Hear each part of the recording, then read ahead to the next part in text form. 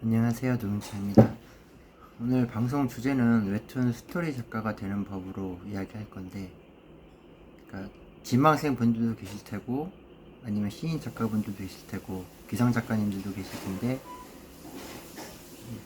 너무 어렵게만 생각하는 분들이 너무 많아가지고 그냥 간단하게 그냥 정리를 좀 해볼까 싶어요. 일단 웹툰 스토리 작가라는 그 카테고리를 보면은 굉장히 적어요. 왜 그러냐면 웹툰은 아무래도 주는 그림이 되기 때문에 이게 시장이 작다 그래야 되나요? 웹툰 스토리 작가로서. 그리고 이 넓혀갈 수 있는 분야가 크진 않아요. 왜 그러냐면 글의, 그러니까 작가가 글의 분량이라는 게 있어가지고 이걸 넓히려고 하면은 굉장히 많이 써보고 해야 되는데, 웹툰 스토리 작가만 전문을 늘리고 들어온다. 그래서 성공한 케이스가 많진 않아요. 요새는 이제 스튜디오를 통해서 원작 소설이 웹툰화가 되는 경우가 굉장히 많은데, 그게 왜 웹툰화가 되느냐 이렇게 생각하면 되게 간단해요. 글이 재밌어요. 이미 소설 시장에서 인증을, 그러니까 소위 말해 그러니까 대중적으로 내 글은 재미있다라고 인정을 받고 들어온 글들이 웹툰화가 돼요. 그러니까 실제적으로 내가 가지고 있어야 되는 재산이 재밌는 글이야. 무조건 일단. 그럴 수밖에 없어요. 그러니까 나는 웹툰 작가가 될 거야. 글을 쓰는 건 좋은데 증명이 돼야 돼요.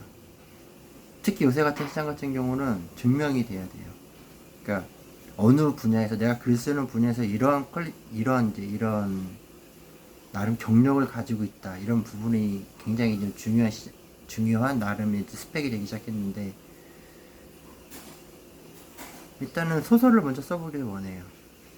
웹툰 좋죠. 웹툰 좋은데 어차피 웹툰 스토리 작가를 한다는 분들은 좀 대부분 그림을 못 그리시니까 이제 글로서 도전을 하는 건데, 그러려면은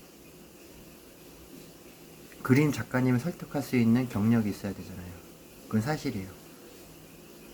그래서 소설로 성공을 했다. 그러니까 나름 인정을 받고 어느 정도의 틀을 갖췄다. 내가 이 정도의 글을 쓸 수 있다는 어떠한 객관적인 지표를 가지고 있을 수 있다. 이거면은 작가님 설득할 수 있다. 이제 라고 마음 먹었을 때 이제 그림 작가님을 구하기 시작해야 되죠. 그러니까 보통 웹툰을 만드는데 요새 같은 경우는 스튜디오를 통해서 하는 방법, 그 다음에 이제 작가 본인이 직접 추진하는 방법, 아니면은 그림 작가님이 스튜디오 작가를 구할 때 같이 합류하는 방법, 이런 식으로 많이 있는데, 현재 웹소설 시장만 한정화해서 이야기하면은 스튜디오가 편하긴 해요. 그러니까 매니지먼트와 출판사를 통해서. 하지만 문제는 이게 뭐냐면은 퀄리티가 뒤죽박죽이야. 너무 복불복이야.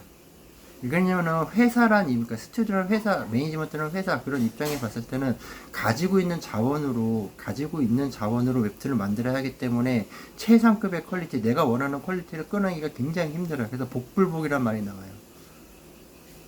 웹툰을 해도 무조건 위로 올라가야 되는데 이게 복불복이 돼버리니까 그냥 묻히는, 원작에서는 분명히 성공했음에도 불구하고 웹툰에서 묻힌 작품들이 나오기 시작하는 거예요.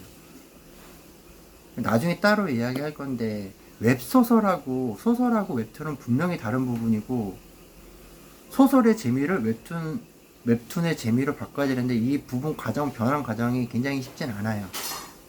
그걸 하는 게 웹툰 스토리 작가, 아니면 각색 할 수 있는, 그러니까 소설과 만화 전부 다 감각을 가지고 있고 하려고 하니까 그걸 다 가지고 있어야지 웹툰 스토리 작가가 굉장히 되게 유리할 거예요. 그러니까 만화도 많이 있고 소설도 많이 있고 막 이런 분들이 더 많이 유리하게 될 거예요. 일단은 이제 그림 작가님을 구했어요. 대부분 그러니까 신규로 진출하는 작가님들, 내가 이제 스튜디오를 통하지 않고 내가 스스로 그림 작가님하고 조인트를 해서 작업을 시작하는 경우 목숨 걸지 마세요. 굉장히 지루한 작업이고 일단은 생업이 문제예요. 제가 처음에 웹툰을 시작을 했을 때는 가장 큰 걱정이 그림 작가님의 생업이었거든요. 그래서 이제 웹소설의 성공도 중에, 왜 그러냐면은 내가 커버를 할 수 있는 부분이 분명히 생기니까. 왜 나는 본업이 있고 그림 작가님은 여기서 이제 온갖 신경과 정신을 집중을 해야 되는데 이 부분이 쉽진 않잖아요. 그러니까 내가 투자를, 그러니까 스스로 투자를 하는 방법. 첫 번째, 투자를 하는 방법. 두 번째는 굉장히 시간을 들여서 그림 작가님에게 여유를 줘야 돼요. 뭐 일주일에 뭐 60컷, 70컷 이렇게 뭐 요구하면 안 돼, 절대. 생계를 해결해주지 않는 한. 스토리 작가님이.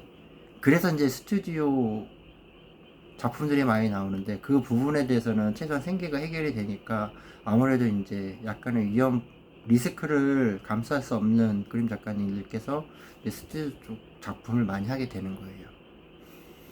그러니까 제일 중요한 건 이제 이런 식으로 조인트를 해서 그러니까 시간을 넉넉히 잡고 3화에서 5화의 샘플 원고를 만드는 게 굉장히 중요해요. 왜냐면은 그때 이제 더 갈 것인가, 추진을 할 것인가, 아니면 스톱을 하고 다시 시작을 해야 될 것인가, 이런 부분이 있거든요. 그러니까 그런 부분을 그러니까 기다리고 천천히 기다릴 줄 알아야 되는데 요새는 너무 빨리 하다 보니까 그런 부분이 이제 문제가 생기는 거예요.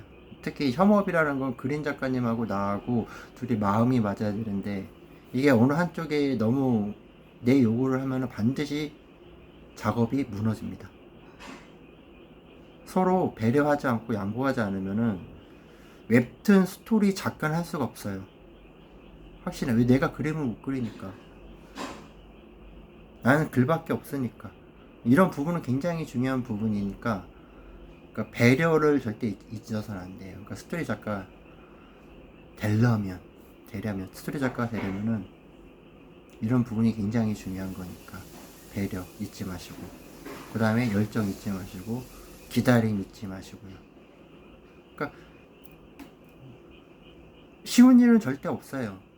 그러니까 무조건 내 글을 홍보해가지고 내 글을 그림 작가님한테 그러니까 내 글을 그림 작가님한테 어필할 수 있는 방법은 반드시 있어야 되고, 그것을 하기 위해서 내 글의 실력을 그러니까 객관적으로 인정을 받아야 되고, 그 다음에 웹툰을 넘어와서 하는 것도 늦진 않아요. 그러니까 반드시 글로써 성적을 거두세요. 그게 시간을 아끼는 길이에요. 어쩔 수 없어. 경쟁이 너무 심하니까 요새는.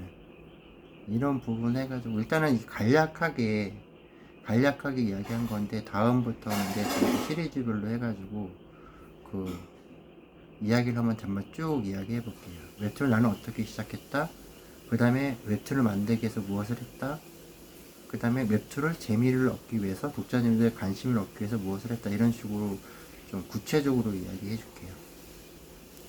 일단은 제일 중요한 거는 포기하지 않는 거고 시도를 해보는 거니까 모두 열심히 한번 해보시기 바랍니다. 좋은 주말 되시기 바랍니다.